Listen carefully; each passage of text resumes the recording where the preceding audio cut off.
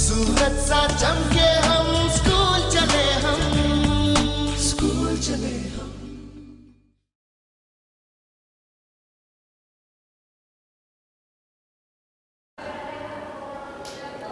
बच्चों, मेरा नाम रामचंद्र पाठक है और आज मैं आपको जो धातु प्रकरण है उसके अंतर्गत जो 4 नंबर के प्रश्न पूछे जाते हैं उस संबंध में आपको बहुत सरलतम तरीके से बताने का प्रयास करूंगा। निश्चित रूप से आप उसे आसानी से समझ सकेंगे।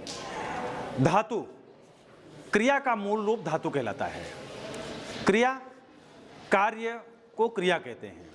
जैसे पढ़ना, हंसना, रोना, गाना, चलना, देखना, ये क्या है? क्रियाएं हैं। तो इसमें संस्कृत में हो जाती है पढ़ना, पठति, पठ धातु हो गई, ती प्रत्यय लग जाता है वहाँ पे। तो यहाँ पर हम पठ धातु को यहाँ बताने जा रहे हैं। सामान्य रूप से संस्कृत में 10 लकार होते हैं। कितने लकार होते हैं? 10। लेकिन पाठ्यक्रम और आपके उसमें केवल 5 लकार पूछे जाते हैं, जिनमें हम 5 लकारों में पठ धातु के रूपों को यहाँ पर विस्तार से बताएंगे। धातु है पठ धातु, लट लकार। लट लकार को हिंदी में क्या कहते हैं? वर्तमान काल। क्या कहते हैं? वर्तमान काल। अब इसमें 3 पुरुष होते हैं। प्रथम पुरुष को ही अन्य पुरुष कहा जाता है। प्रथम पुरुष को क्या कहा जाता है? अन्य पुरुष। फिर दूसरा पुरुष होता है मध्यम पुरुष और तीसरा पुरुष होता है उत्तम पुरुष। अब इसमें जो पठ धातु लट लकार में रूप चलते हैं वो चलते हैं ती, तह, अंति। जिनको हमने मार्क कर रखा है उन चीजों को देखिए। ती, तह, अंति ये आया है तो प्रथम या अन्य पुरुष का रूप है। पठति, पठतः, पठन्ति। क्या हो जाएगा? पठति, पठतः। फिर मध्यम पुरुष में सी, थह, थ, पठसि, पठथः, पठत। और फिर आमि, आवह, आमः। पठ में पठामि, पठावह, पठामः। ये हमने एक धातु को यहाँ पर देख लिया। अगर हम इसी जगह कोई दूसरी धातु को प्रयोग में लाते हैं, जैसे हम यहाँ पर गम धातु को लेके आ जाएं, तो गम धातु का जो रूप चलता है वो लिट लकार के अलावा 4 लकारों में गम की जगह गच्छ चलता है। तो यहाँ होगा गच्छति, फिर गच्छतः, गच्छन्ति, गच्छसि, गच्छतः, गच्छत, गच्छामि, गच्छावः, गच्छामः। चलिए गम धातु में हो गई। हंस धातु का रूप बना लेंगे ना लट लकार में।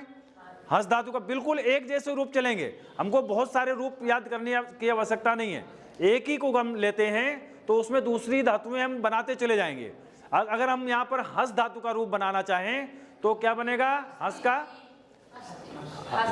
हंसतः, हंसन्ति, पठसि, क्यों हंस में बनाना है इसको?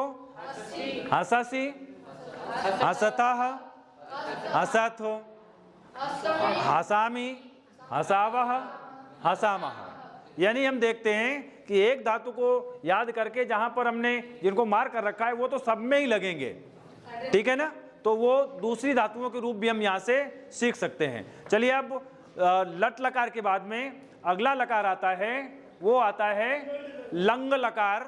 लंग लकार यानी भूतकाल। भूतकाल के जो रूप होते हैं उनमें देखिए, आप देखिए आ और त, जो पहला और आखिरी का जो पद हमने यहाँ पर हाईलाइट से वो कर रखा है उसको देखिए। लंग लकार को हिंदी में क्या कहते हैं? भूतकाल, जो बीत गया है ना?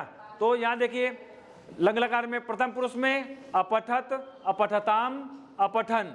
मध्यम पुरुष में अपठः, अपठतम, अपठत। और उत्तम पुरुष में अपठम, अपठाव, अपठाम। यहाँ 2 चीजें ध्यान रखने की आवश्यकता है। एक देखिए, जो प्रथम पुरुष एक वचन में है वो ता में हलंत लगा हुआ है, ता में हलंत है। मध्यम पुरुष बहुवचन में ता में हलंत नहीं है, ठीक है? मध्यम पुरुष बहुवचन में ता में हलंत नहीं है और उसमें हलंत है, केवल अंतर दोनों का इतना है। यही चीज हम जब विधिलिंग लकार में आएंगे तब फिर आपको हम बताएंगे। तो यहाँ पर पठ धातु का रूप हो गया। अब इसी तरह जैसे हमने पिछले उसमें हंस धातु का रूप बताया था कि हंस का बनाना तो क्या करना है? अहसत यानी पा और ठा की जगह हा और सा लिख देंगे तो वो हंस धातु के रूप बन जाएंगे।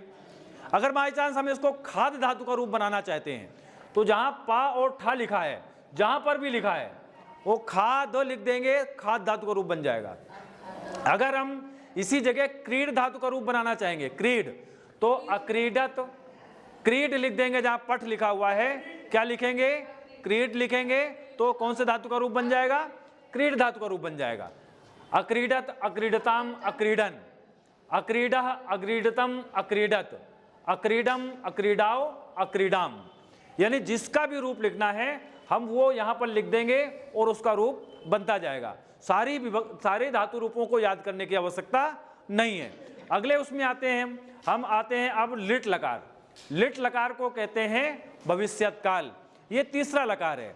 जब भविष्य में कोई घटना होनी होगी उसमें, जैसे राम भोपाल जाएगा, रामः भोपाल नगरम गमिष्यति, ठीक है, जाएगा, राम जाता है, रामागच्छति, राम गया, रामः अगच्छत भूतकाल में, और भविष्य में राम जाएगा तो रामः गमिष्यति।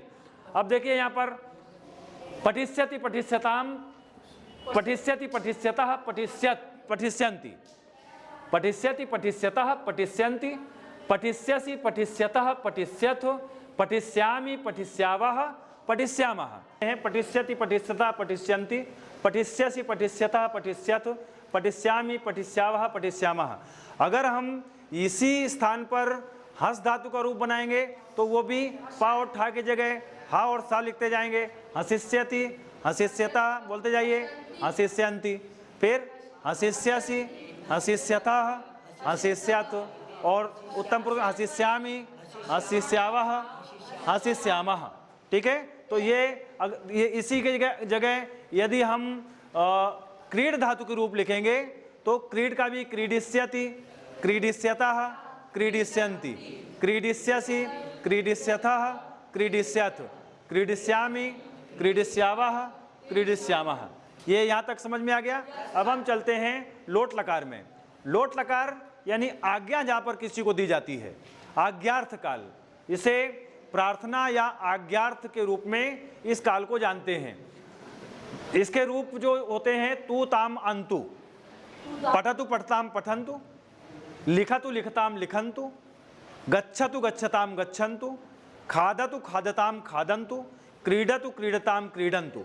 यानी तू ताम अंतु जहाँ पर अंत में बचता है वहाँ पर लोट लकार का प्रयोग किया जाता है। और लोट लकार का जो प्रयोग है वो आज्ञा देने में या प्रार्थना के अर्थ में किया जाता है। तो देखते हैं यहाँ पर पठतु पठताम पठन्तु, पठ पठतम पठत, पठानी। अब यहाँ देखिए सबसे महत्वपूर्ण तथ्य यहाँ पर यह है कि जो यहाँ पर पठ धातु है, जो लट लकार में था वो था पठामी, है ना, और यहाँ लोट लकार में क्या हो गया है, पठानी।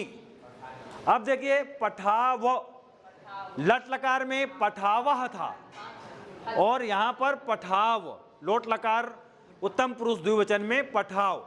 अगर हमने गलती से भी यहाँ पर विसर्ग लगा दिए तो ये लट लकार यानी वर्तमान काल उत्तम पुरुष द्विवचन का हो जाएगा। और पठाम, यहाँ पर लोट लकार उत्तम पुरुष बहुवचन में पठाम है, और यदि हम इसमें विसर्ग लगा देंगे तो क्या हो जाएगा, पठामह, और ये हो जाएगा लट लकार उत्तम पुरुष बहुवचन में। तो यहाँ इस बात का यहाँ पे हमें ध्यान रखना है। पठ धातु की तरह ही आप किसी दूसरी धातु का रूप बना सकते हैं यहाँ पर, ठीक है ना। जैसे हम मान लीजिए गम धातु के रूप बनाते हैं तो गच्छतु गच्छताम गच्छन्तु, गच्छ गच्छतम गच्छत, गच्छानि गच्छाव गच्छाम।